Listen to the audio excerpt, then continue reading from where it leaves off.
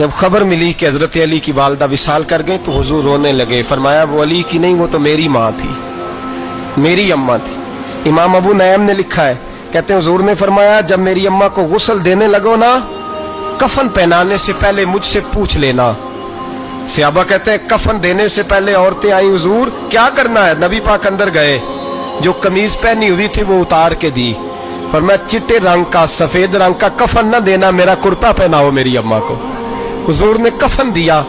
हजरत अबू जर गिफारी फरमाते हैं जब जनाजा पढ़ लिया ना तो नबी पाक फरमाने लगे कब्र सही बनाई है तुमने?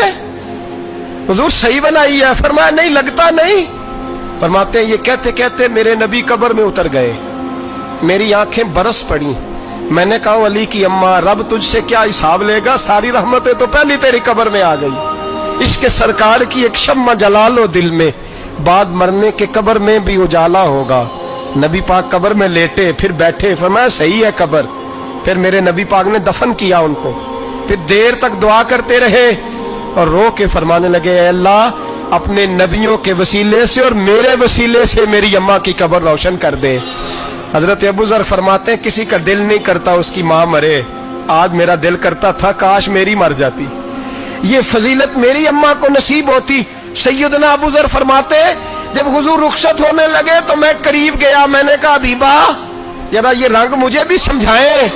तो हुजूर ने फरमाया मैंने अपना कुर्ता इसलिए पहनाया है कि जब मेरा कुर्ता फातिमा बिनते असद को पहनाया जाएगा तो इसके तवस्सुल से अल्लाह उन्हें जन्नत का जोड़ा अता फरमाएगा।